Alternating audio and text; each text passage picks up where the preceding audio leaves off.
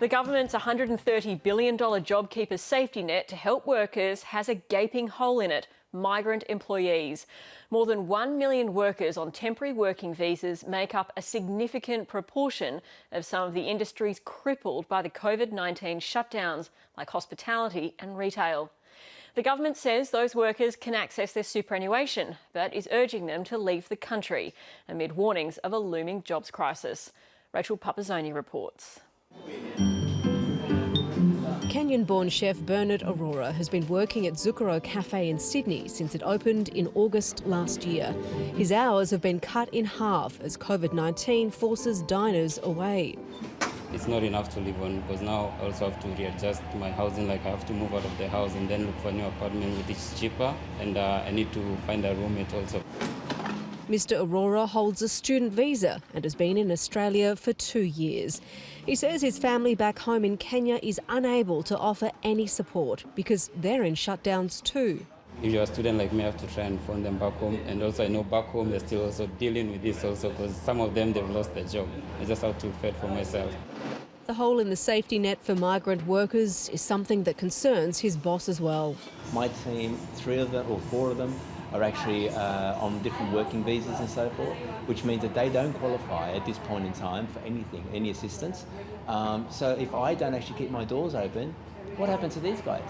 Valerio Domenici just hopes he'll get enough government support to keep his cafe operating. The impact for migrant workers is already being felt. A recent survey by Unions New South Wales found that half of migrant workers have lost their job, while a fifth have had their hours reduced.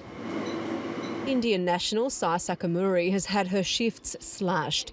In Australia, on a student visa, she now has just 10 hours of work a week at this Port Melbourne service station. I'm not earning much money to live in because it's not enough for my rent. She's not alone. Almost half of migrant workers surveyed in New South Wales are now skipping meals because they can't afford to buy food, while a quarter can't afford to pay their rent and are concerned they'll be evicted.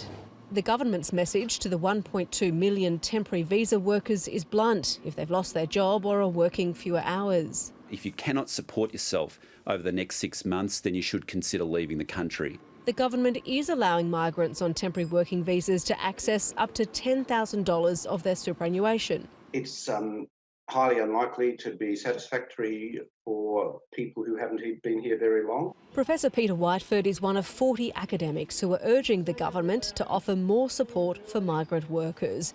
In an open letter to the Prime Minister, they said Australia is facing a humanitarian crisis if migrant workers are left to fend for themselves, and that temporary worker visa holders should benefit from the job seeker payment and coronavirus supplement. Workers like Sai Sakamuri, who can't go home because India has locked its borders, are appealing to the government. We are equal to all others. We are paying taxes and superannuation as Australian citizens. So we have to be helpful within each other. It's not about the citizenship or visa status. Without help from the government, the future looks very bleak.